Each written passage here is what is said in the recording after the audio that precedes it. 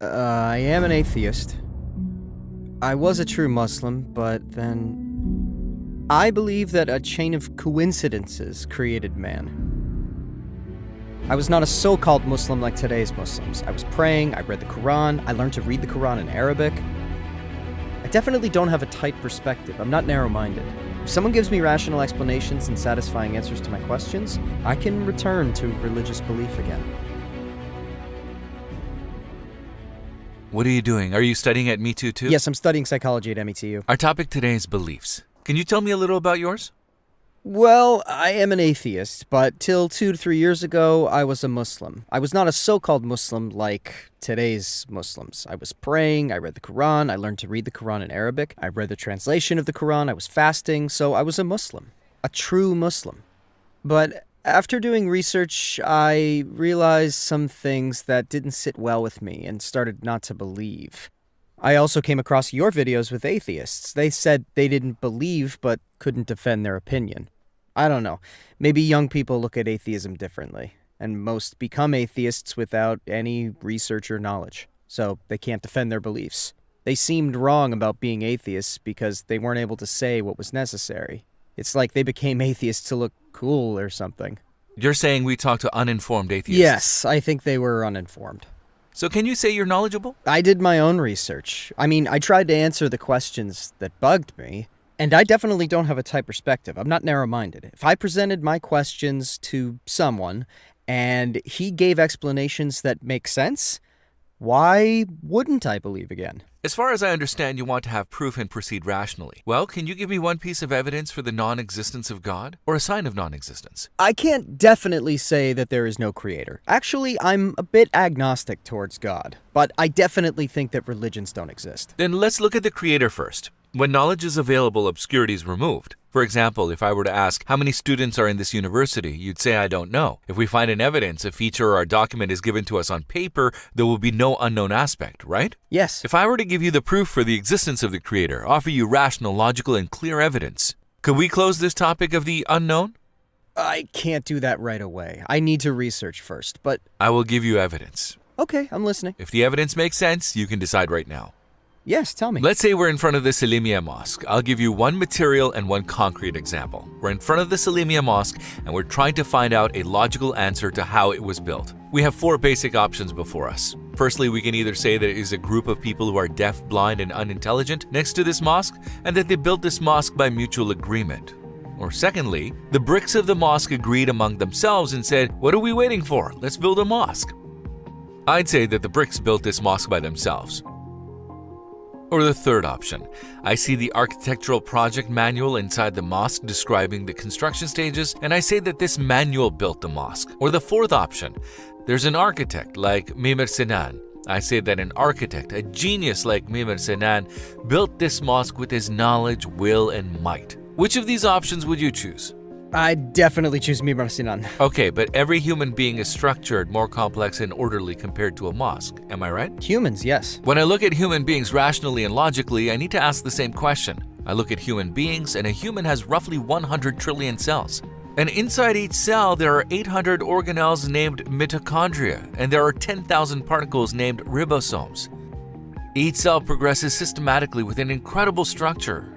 According to biology professor Michael Denton, each cell is a city like New York. How many cells do we have in our body? There are 100 trillion New York cells. When I look at such a complex structure, I need to find a rational answer for how it's done. The cells and bodies of human beings are not built once and left like a mosque. Isn't our body regenerating all the time? Yes, it is. Every second, 10,000 red blood cells are created and 50 million cells are refreshed. And in our brains, aren't there 10 to 16 processes happening every second? There are.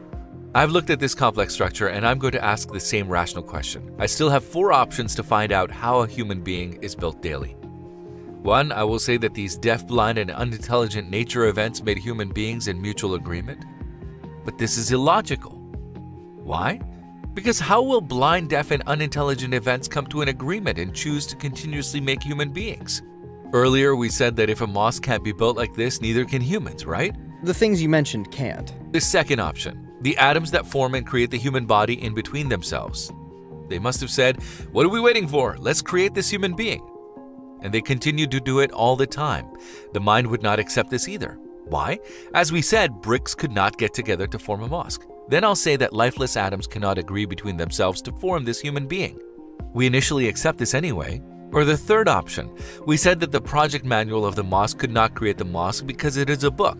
Similarly, I'd say that DNA cannot create a human being because DNA is the book, not the author. Then I'll say that the DNA can't be the phenomenon that forms a human being, just like the manual. Or the fourth option, we'll say yes, there is an architect in the fourth option who is creating the human moment by moment, continuing to create as he did in the beginning. There is a knowledgeable entity who can make choices and has a will, power, and life. Just as Mimar Sinan built that mosque, the creator of the universe created man. And I'd say he's the architect who continues to make all the time.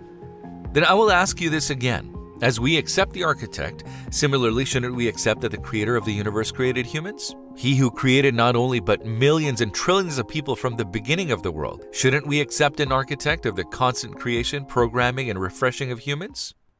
Not necessarily. I think these events take place due to a particular coincidence. I think that a chain of coincidences created human beings. Hence, I disagree with the idea that human beings must have a creator. 5 people per second, 350,000 people a day. Put the humans aside. All living beings, maybe millions of living beings, are created every day. I'm asking, who do you attribute the construction ability to, which is constantly going on? Who is the entity doing this? All the time. My DNA does that. But look, we said in the first example the manual cannot make the building. We said that an architect would make the building according to the plan. Similarly, DNA cannot do the construction. We must say that the architect arranges and creates humans according to the DNA book. You also didn't accept this in the first place.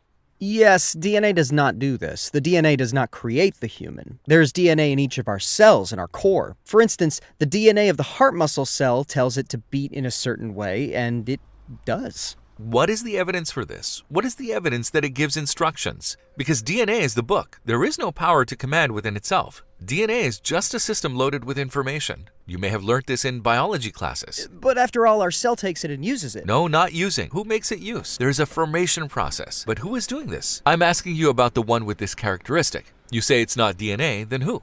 Okay, let's say we got together somehow. Do we need a creator to get together like this? I'm trying to say this. A creator doesn't have to regenerate it. You can't leave this attribute unanswered. You have to say, yeah, okay, if DNA cannot, then who? I say, okay, let's talk about it. I already gave you the attributes. An attribute can't be left hanging. Let's settle this first. We'd say that there must be someone with these attributes. Without knowledge, one cannot do this. They must have knowledge. Those who do not have a will cannot make decisions and obviously cannot do this. It must have the power. In other words, its power must be continuous and it must have a life. Because we'd say that a lifeless matter cannot do this process, and someone without these qualities, these attributes, cannot create the human being. And look, I'm just giving the example of a human. I say that it cannot make a human being and cannot continue to do so, because there has to be someone with this attribute. I'm looking at nature. Is it lifeless? It is lifeless. Does it have knowledge? No. It is blind, deaf, and unintelligent. Remember the first example again? We said that this cannot make a mosque. I like to ask who is the responsible of this event, the event that I encounter every day. If it's not DNA, it cannot be left unanswered either. There has to be someone. You can say, let's leave it as X for the moment. Let's put a question mark. But there has to be a person with 4 attributes, an entity who exists. We said that 3 of the 4 options are impossible. We came to this conclusion together. Only one option necessarily remains. Okay, let's just admit it. Let's say humans have to be created. Okay, should it necessarily be a god as Muslims describe? For example, babies. A baby dies, what happens to that baby? He's sinless. He goes to heaven. So what's the difference between a sinless baby going to heaven and my teacher giving me an A because there isn't any exam paper left? After all, we have to complete this test. We will either pass or fail. So a candidate comes to the exam room and they say, there's no exam paper left for you. Your exam is over, and they pass directly. Do you think this is fair? What is justice? We need to talk about it first. Because in order to talk about justice, we have to give something in return. For example, you went to buy a phone, okay? You bought a phone from a store. If the phone turns out to be broken, you can go to customer service or court because you gave money for it, right? Yes. Why? Because you gave something in return. But let's say a man came here and saw we were chatting. He said, what a nice conversation you guys are having. Then he gave you 2 cars as a gift. Then he gave me 5 villas.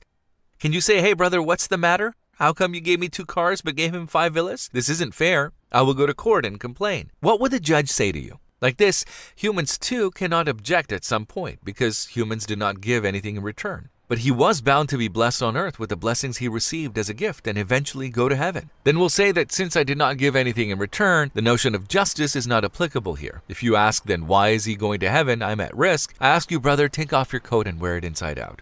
And if I say you're going to change the color of this coat, would you accept it? Would it make sense? No. Why? Because the coat is yours. The owner has the rights he wishes on it. Likewise, the earth, paradise, and the hereafter are properties of God. The owner has the rights he wishes on the properties. For example, he can create a plant directly on earth or directly plant it in heaven. How can we object? No. Why not? There is a rose here. He can plant a rose there too. Just like the baby. Think of a baby rose, for example. He can bring the baby directly here, and after showing it to people and making it happy, he can take that rose directly to heaven. I can't object here. Why? Because it doesn't concern me. Because God says in the verse, we said that we will talk about Islam. God says in Surah Maryam, and he will come to us alone.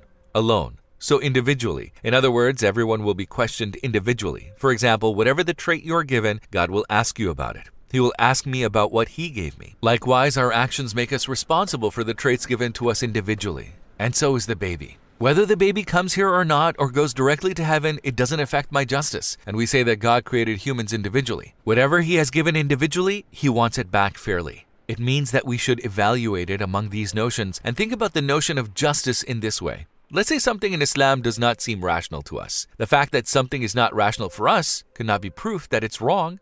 Why? Let's say we live in the era of Mehmed the Conqueror, okay? During the reign of Mehmed the Conqueror, there were tughras everywhere, Ottoman signatures, and he issues an order saying no one will leave their house for 5 years. Does this make sense? No. It doesn't make sense. Can I be irrational and say there is no Mehmed the Conqueror? Can we come to such a conclusion? No, we can't. Can I say for the second example, there are Ottoman tughras everywhere? This seems like an irrational rule to me. Then can I say that there is no Ottoman region? I can't. Why? There are tughras everywhere. It will cause us to ask, why did Mehmed the Conqueror do such a thing? Why did he bring such a rule during his reign? We'd question it. Similar to the example, God brought down rules with Islam. If you say, this example in Islam does not make sense to me, a conclusion such as, if there is such a rule, there is no God, can't be taken. The fact that I don't like a rule given by God is not a proof of the wrongness of Islam, which is its set of rules. Why? Because there are tughras everywhere. For example, there is a verse in Surah Rum that talks about the future. It says, the Byzantines have been defeated in the nearest land, but they after their defeat will overcome. While everyone thinks that they'll lose, the Greeks come victorious afterwards by defeating the Persians. It's a verse that talks about the future, about the event that will come exactly 9 years after it. And I'll say that this is a tughra for me. How can a human being foretell the future? Since a human cannot foretell the future, the owner of this tughra would be the owner of Islam. This means that the rules that seem illogical to me are not evidence for the wrongdoings of Islam, nor can they be evidence for the wrongdoing of God. Well then, wouldn't it be more logical to open the door from inside? By accepting Islam, look for answers for questions from within Islam? I mean, I think these are things to consider. It's not something to decide quickly with the human intellect. You say you will think about them? Yes, I've always thought about religious matters, and I will continue to think. The work you're doing has shifted and diversified my thoughts. It steered me in some direction. I will think and analyze it in different ways. This made me happy.